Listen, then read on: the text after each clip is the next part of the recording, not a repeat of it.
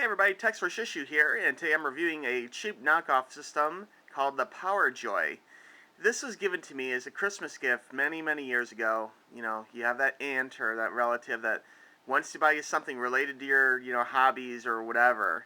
But in the same token, they don't want to spend any money whatsoever or buy anything which is popular or good, okay?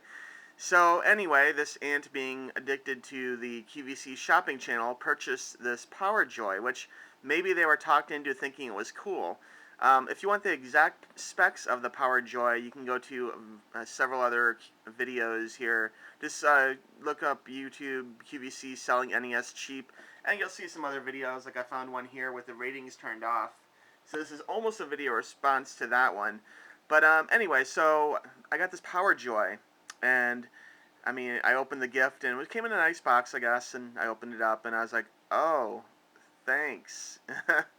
And I've never really played it since. It works off a power supply, which I don't seem to have anymore, but I did discover, after playing around with it, this little fake rumble pack spot is a battery holder for AAAs. I'm sure they won't last very long.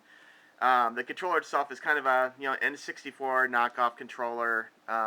Plastic feels very cheap. Thumb buttons are terrible. I mean, it's functional, I guess. It does have this weird, ugly pen-looking pointer thing, which I guess is like an NES light gun or something. I'm not really sure. But anyway, and I mean, the cartridge itself here is what holds all the games, and there's no other cartridges sold for this thing. But supposedly it plays thousands of games, or some rigmarole. Again, you can look up the specs on the QVC selling cheap NES plug-and-play video, because that's actually the actual advertisement from TV where they're trying to sell it. So anyway, so this is the thing. It looks like the cartridge would fit my Sega Genesis over here, but I've not really tried it. If you feel like really embarrassing yourself, it does come with a second controller. Yes. So you can embarrass yourself in front of a friend by saying, hey, you want to play my cheap piece of shit game? Yeah, come on over. This thing feels so incredibly cheap. This plastic feels cheaper than this plastic, if that's possible, although I'm sure it's the same thing. Super lightweight. It feels like actually like milk carton or something. It feels really, really bad. It has these fake buttons up here that kind of look like trigger buttons, but of course they're not. And typical colors, and everything seems functional, I guess. The way it works is this little plug here, which is like an old 2600 plug, plugged into the bottom of this thing down here, and that way you can play with a friend. Now the system itself, I finally, after playing with it, finally got it to boot up, and it did take some trial and error. But in the console's defense, if you dare to call it a console, it had been sitting for a very long time without use for probably a good, 5-10 years or more or something. I think I got this in like 2001 or 2. I don't know. But anyway, so I booted it up, and sure enough, it actually came up with some games. And please don't mind my reflection here. My cat's been playing with the blinds, so they're all kind of messed up. But you can see there's some games in here. It does make little beep noises when you go through them. These games, I don't know if any of these games... Oh, look, Galaga, that's interesting. Okay, that looks like a good game. A Goonies, that looks like some kind of game that maybe is a cartridge at one point. Paperboy. It seems to have some recognizable names, which almost make me wonder if this is a MAME emulator. We'll try one here in a second. Oh, it looks like this thing has 84 games. It's 84 in one, not thousands. So maybe when they're referring to thousands, it's like variants of the same game with harder controls or something. Here, we'll play 1942 here and see what this is like. Oh, maybe not.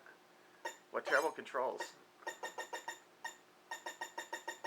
Alright, 1942, and I guess this is start.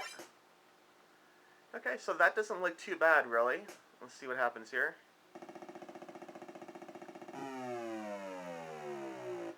Well, not too terrible. Ooh, that music is bad.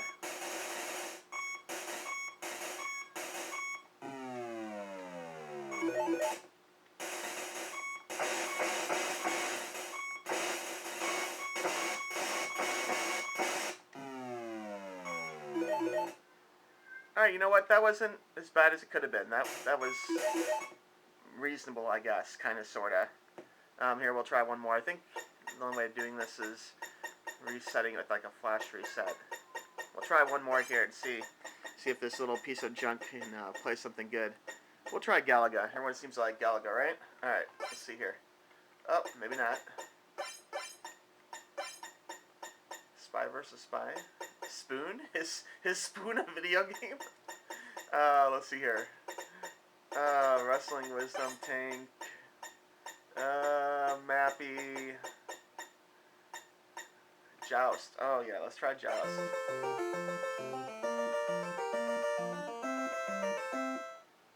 Alright, yeah, this does look like NES Joust.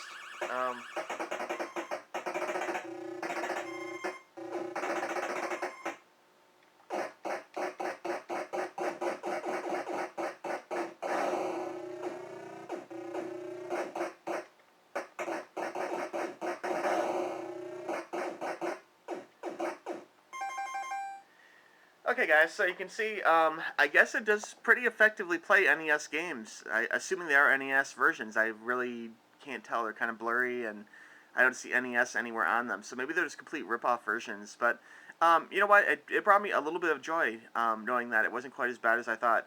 But all in all, please, don't buy this for anyone unless they're collecting piece of crap knockoff consoles. This is really bad. So, anyway, that is my review of the Power Joy. I say don't buy it, okay? Thanks. Have fun, guys. Bye-bye.